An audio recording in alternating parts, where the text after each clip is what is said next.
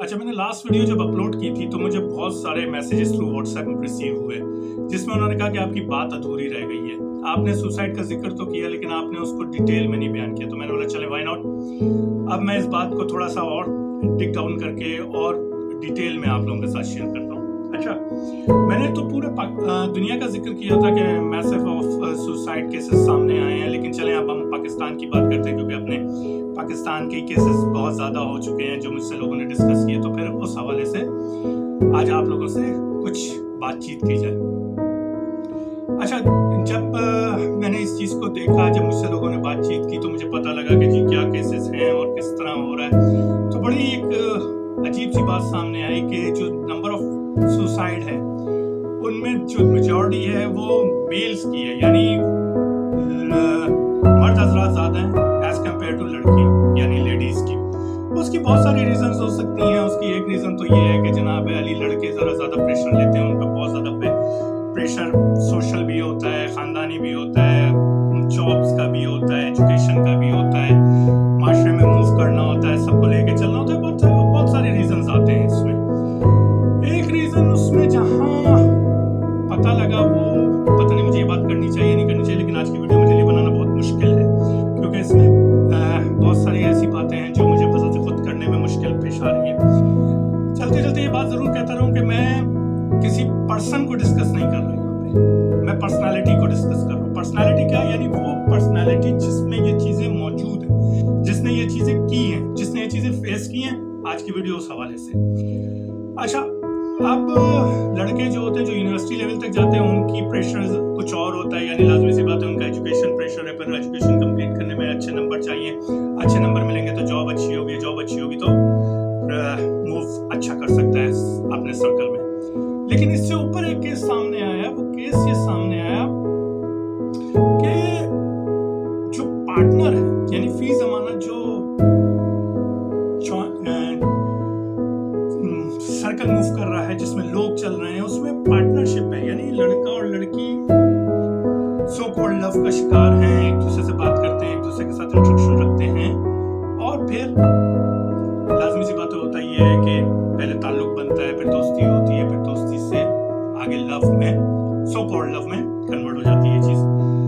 होता क्या होता ये है कि पार्टनर आपका यानी लड़की फारिग होती है या क्रश हुआ होता है या किसी साथ डिसअपॉइंटमेंट होते हैं, छूट जाता है, तो वो नया मसरूफियत ढूंढती है। आपके साथ भी ये होता है, मर्द हजरात के साथ भी होता है, कोई ना कोई रीज़न होती है, अकेले होते हैं या कोई पार्टनर चाहिए होता है, कोई दोस्त चाहिए होता है, तो वो एक दूसरे से राग़िब होते हैं, एक दूसरे को एक दूसरे की चीज़ें अच्छी लगती हैं, करीब आते हैं, फिर सिलसिला आगे बढ़ता है। अच्छा, होता क्या होता ये है कि जब इंटरेस्ट एक दूसरे में पैदा होता है, डेवलप होता है, तो दोनों तरफ से लव बॉम्बिंग होती है, एक दूसरे को राग़िब करते हैं, एक दूसरे की तरफ आते हैं, बहुत ज़्यादा बातें होती हैं, पसंद नापसंद शेयर की जाती है और फिर एक वक्त ये आता है कि आप 24/7 मैसेजेस होते हैं, रात को सोने का भी, सुबह उठने का भी, हाल अहवाल भी होता है, बातें भी की जाती हैं और फिर वक्त ऐसा आहिस्ता आहिस्ता आता है कि थर्ड पार्टी की एंट्री होती है। अब थर्ड पार्टी की एंट्री क्यों होती है? मैं जैसे पहले अर्ज किया कि लव वफ कुछ नहीं है, फी जमाना सब अच्छा लगने को हम लव समझते हैं, यानी आपके पास फर्स्ट जो चॉइस जो ऑप्शन आता है आप उसके साथ इन्वॉल्व हो जाते हैं तो वो आप उसको लव शुमार करते हैं। मैं बच्चों से यही कहता हूँ, दोस्तों से यही कहता हूँ कि इंतज़ार करो किसी और की एंट्री का, तुम्हें पता लग जाएगा कि लव होता क्या। होता ये है कि आपका पार्टनर जब तक आपके साथ है तब तक है जब तक उसको नई एंट्री नहीं मिलती। नई एंट्री का क्या मतलब है? नई एंट्री का मतलब ये कि आपसे अच्छा, आपसे स्मार्ट या आपसे पैसे वाला। 3 रीजंस होते हैं आपके पार्टनर को आपसे चेंज होने में। उन 3 रीजन में से कोई ना कोई रीजन आप सब अपने अपने हल्का अहबाब में देख लें, आपको मिल जाएंगे कोई ना कोई एक रीजन इस पे फॉल करती है जो ये काम होता है। अच्छा, होता है क्या कि आपको उसके बाद जब आदत हो जाती है, आप एडिक्ट हो जाते हो, मुस्तकिल उसके साथ रहना, आपको इंटरेक्शन अच्छा लगता है, आपको ये अच्छा लगता है कि कोई आपके साथ है, आपकी हर बात शेयर कर, आपकी बात मानता है, तो आपको अपना बड़ा प्रेजेंट लगता है, आपको अपना बड़ा वैल्यूएबल लगता है, तो आप उसको हजम नहीं कर पाते, डाइजेस्ट नहीं कर पाते, सीने में आग लग जाती है जब आपकी कोई बेवफाई करता है, कोई चीट करता है, कोई जुदाई बर्दाश्त करता है। होता क्या, अगला पार्टनर आपका आपके साथ रिलेशन में होता है, राग़िब होता है ड्यू टू सडन रीजन जो मैंने अभी आपसे डिस्कस किया। वो क्या होता है? उसकी स्मार्टनेस भी हो सकती है, पैसा भी हो सकता है, उसकी खुशगुफ्तारी भी हो सकती है, ऑल्दो कि आप उसका बहुत ज़्यादा ख्याल रखते होगे, लेकिन ये रूहानी प्यार कुछ भी नहीं होता। प्यार वही होता है जो करीब का होता है। ये सब पुरानी किताबी बातें थी कि रूहों से प्यार होता है। अब जो दिखता है वही बिकता है वाली कहानी है भाई। अच्छा बोलने वाला होगा, पैसे वाला होगा, वो आपको छोड़ के उस तरफ राग़िब हो जाएगा। खैर, अब होता क्या है, जब बंदे का मैसेज आना कम हो जाए, यानी आप डिटेल में मैसेज कर रहे हैं और वो बाद में हाँ ठीक है ये रिप्लाई कर रहा है, तो ये सिम्टम्स आ गए कि द गेम इज ओवर। लेकिन बंदा खुशफहम होता है, वो ट्राई करता रहता है, वो चाहता है कि जो मामलात हैं वो ना वो हों, खराब हों, किसी तरह साथ रहें। लेकिन जब वो बानो कुसिया ने कहा है ना कि आप किसी कच्चे ताल्लुक को अपने मजबूत हाथों से पकड़ने की जितनी कोशिश करो, अगला अगर वो ताल्लुक तोड़ के जा चुका है ना, तो आपका मजबूती से पकड़ा हुआ हिस्सा आपका ही रहेगा। वो जा चुका है तो वो आपका नहीं हो सकता कभी। अच्छा, फिर क्या होता है? आपके दिल में आग लगती है, आप बर्दाश्त नहीं कर पाते उसका नेगलेक्ट करना, उसका आपके तरफ बेरुखी करना या टाइम ना देना। ऑल्दो कि आप समझ चुके होते हैं, लेकिन इंसान खुशफहम होता है, वो उसको नहीं बर्दाश्त कर पाता। दिल में आग लगती है, क्या किसी से सकते नहीं है? मौलाना रूमी से या किसी ने पूछा कि मेरे दिल में आग लगी, उन्होंने बोला साहब को और भड़का। उसने पूछा क्या मतलब? उन्होंने कहा भाई ये आग भड़केगी तो तुम्हें एहसास होगा कि तुमने किसी गलत पर्सन से प्यार किया, गलत पर्सन को अपना समझा, वो इस काबिल नहीं था जिस काबिल तुमने उसको समझा और उसको कहां तक लाके बिठाया। तो अच्छा ये आग तुम्हारे सीने में भड़की रहता कि तुम्हें जलाती रहे कि दोबारा ये गलती ना करो। तो इंसान को ये चीज तो भूल जानी चाहिए कि भाई कोई उसका मुस्तकिल रहेगा। ये जमाना बहुत तेज है, बहुत फास्ट लाइफ है। इंसान को लोग मिलते हैं, लोग वो कैलकुलेट करता है कि इसमें क्या पॉजिटिविटी है, इसमें क्या नेगेटिविटी है, ये मेरे साथ चल सकता है, मेरे साथ नहीं चल सकता, वो मूव ऑन कर जाता है। ठीक है,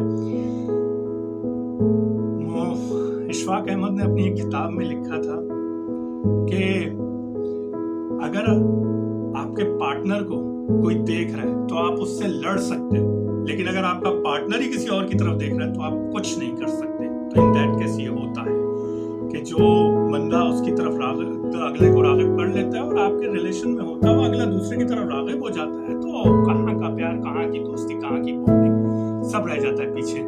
ठीक है, वो किसी ने कहा है ना कि अगर कोई बंदा आपको इतने मैसेजेस करने पे भी, अपने अंगूठे घिसाने पे भी जवाब नहीं देता, तो 5 उंगलियों से टाटा बाय बाय करके केस चैप्टर क्लोज कर दें ताकि आप भी आगे बढ़ जाएं।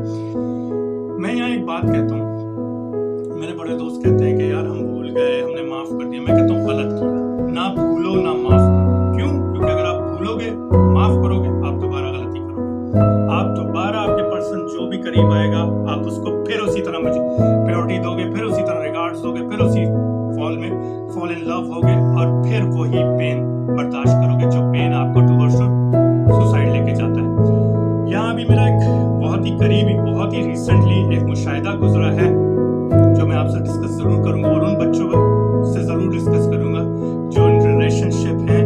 प्लीज इत्तेदाल का शिकार होइए, दुनिया एंड नहीं हो जाती। अगर कोई आपको इस तरह का केस मिलता है, आगे हौसला कीजिए, समझाइए अपने आप को, आगे बढ़िए। लाइफ बहुत बड़ी है, जिंदगी बहुत आगे जाने का नाम है। ठीक है ना? आप देखें आपके साथ कितने लोग जुड़े हुए हैं। खैर, वो केस हुआ ये कि एक साहब मुझे सुनाते हैं कि उनकी एक फीमेल से ताल्लुक बना, हम दो इंटरेक्शन आगे बढ़ा, दोस्त बातचीत बड़ी, बातचीत से दोस्ती में आए, गुड मॉर्निंग का मैसेज, गुड नाइट का मैसेज, दिन भर की रूदात, ये वक्त ही आया कि कहाँ जाना है, क्यों जाना है, सब बता के शेयर करके, हर चीज इजाजत लेके सोना। इनफैक्ट यानी उस पर्सन को इतना वैल्यूएबल कर दिया, इतना वैल्यूएबल कर दिया कि वो बंदा हवाओं में उड़ने लगा। हुआ क्या? रीजन क्या थी? वो खातून भी शायद जो फीमेल थी वो भी कहीं नया नया उनके साथ कोई दुख हुआ था, कोई केस हुआ था, तो वो उनको एक फर्स्ट ऑप्शन मिला तो वो इनकी तरफ राग़िब हो गई। और ये शायद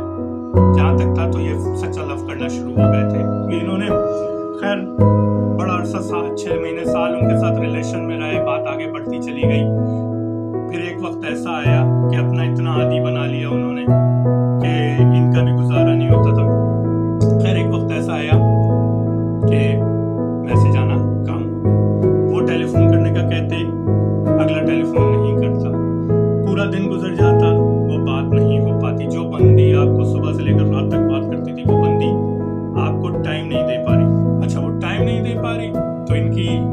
जज्बात और भड़क रहे हैं। ये मुस्तकिल मैसेज पे मैसेज, लंबे लंबे मैसेज कर रहे हैं और आगे से जवाब क्या आ रहा, ओके ठीक है, गुड नाइट, खाना खा लिया, पानी पी लिया, सब कुछ यही जवाब आते थे 5 या 6 पूरे दिन में। और ये पूरी पूरी रुदात लिख देते थे। खैर आहिस्ता आहिस्ता उन्हें रियलाइज होना शुरू, जो सिम्टम्स उन्हें फील हुए वो फील यही हुए कि बंदा इग्नोर कर रहा है, आगे जान छुड़ाना चाह रहा है, यानी मूव ऑन करना चाह रहा है, कोई और रीजन है। खैर इन्होंने फिर तहकीक करना शुरू की। इन्होंने जो हल्का अहबाब था उनको खंगालना शुरू किया, तो पता ये लगा कि यस थर्ड पार्टी एंट्री हुई है। जो थर्ड पार्टी एंट्री थी वो as compared to him young थे और अच्छा बोलने वाले थे। फिर सबसे बड़ी बात ये थी कि वो करीब थे।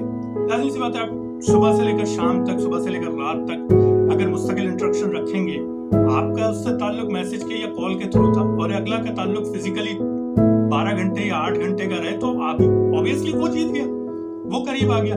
फिर होता क्या है, फिर होता यह कि लड़की को कोई मर्द हाथ नहीं लगा सकता जब तक लड़की की अपनी इजाजत ना शामिल हो। और इजाजत कैसे होती है, वो मर्द आपको पता है कैसे फील कर लेते हैं, आंखों से फील कर लेता है, लड़की का फेस इंस्पिरेशन होता है, एक्सप्रेशन होते हैं, बॉडी लैंग्वेज होती है, स्माइली फेस होता है, आईज स्माइली होती है, स्टाइल होता है, वो लड़के को खुद ब खुद पता लग जाता है कि वेलकम मुस्कुराहट है या क्या है। तो वो आहिस्ता आहिस्ता दोनों क्लोज होना शुरू हो गए। फिर बात नौबत ये आई कि मैसेज आना बंद हो गए, जो डेली पिक्चर्स होती थी वो पिक्चर शॉर्ट होने शुरू हो गई।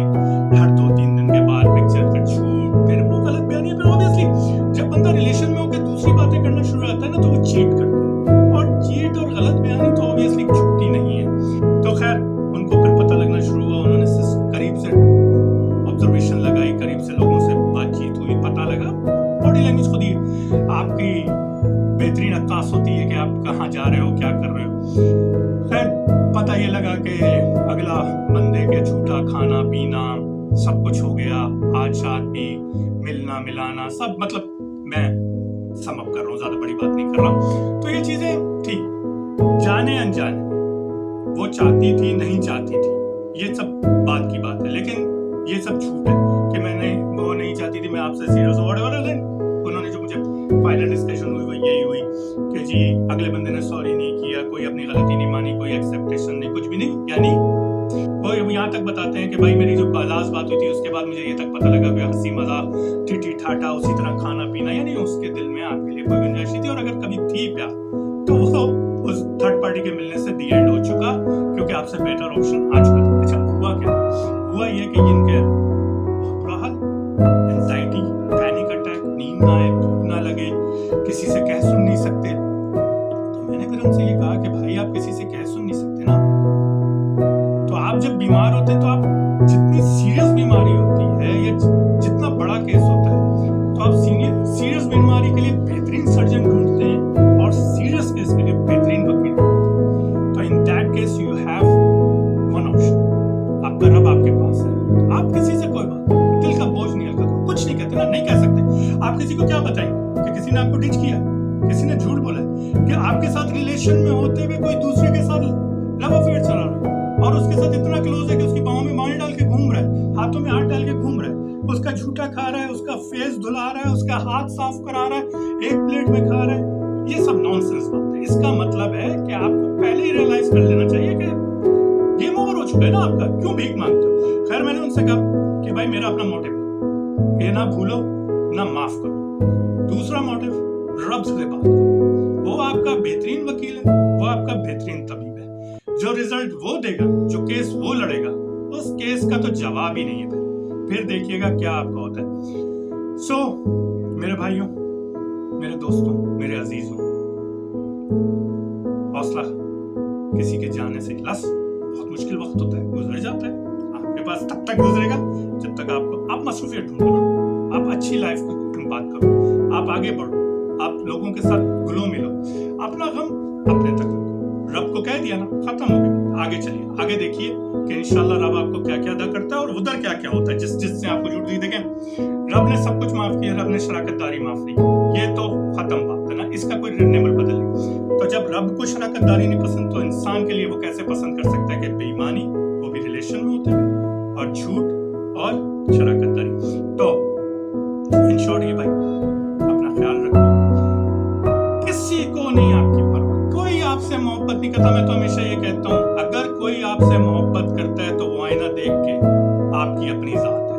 आप खुद से जितनी मोहब्बत कर सकते हो उसके अलावा कोई मोहब्बत नहीं कर सकता। इसलिए कहा सुना जिसके साथ हुआ बोलना आसान है, मेरा काम तो आपसे सिर्फ अपना डिस्कस करके इन बातों को ये रियलाइज कराना है कि नो सच थिंग ऑफ कोई लव नहीं है। सब आजकल तो मियाँ बीवी भी बेचारे एक दूसरे की जरूरियात के तहत बंधे हुए हैं, वरना कितनी केसेस तलाकों की आप लोगों के सामने से खुद गुजरती हैं। नई नई शादीशुदा जोड़े तलाकों का शिकार हो जाते हैं। तो रीजन यही है ना कि मोहब्बत कुछ नहीं है, बर्दाश्त कुछ नहीं है, सब एक वक्ती जज्बा है, वक्ती रिलेशन है जो साथ साथ चलता रहता है। किसी ने बड़ी जोकर एक मूवी आई थी अमेरिकन, उसका एक डायलॉग मुझे बड़ा पसंद है। उसमें ये कहा था कि अगर किसी ने आपको इस्तेमाल किया है ऑप्शन के तौर पर, तो आप उसको बाय चॉइस छोड़ के चले जाएं, ना कि राह में बैठे इंतजार करते रहें। यही बात मेरी भी आपके लिए, और बॉटम लाइन में आपसे कहता हूँ, अपने आप से प्यार कीजिए। जब आप हैं तो सब कुछ है। आप अपना ख्याल रखेंगे, आप कामयाब होंगे। इस एंजाइटी, इस पावर बनाइए अपनी और आगे से आगे बढ़िए। जो आपके नाकाम होने पे आपको छोड़ के गया है, वो समझता है कि आपसे बेटर ऑप्शन था, आप उससे बढ़कर कामयाब होकर दिखाइए। ठीक है, लाइफ एक बार में, live your life and live it well. अपना बहुत सारा ख्याल रखिएगा। अगर कोई रास्ते में ऐसा मिलता है तो उसको भी बहुत दिलजमी कीजिएगा, ताकि वो अपने अंदर जीने की उमंग फिर से उभार सके। हमारा काम शम्मा से शम्मा जलाना है, लोगों का मोरल हाई करना है, बूस्ट करना है, और इंशाल्लाह फिर देखिएगा कि सब जीने की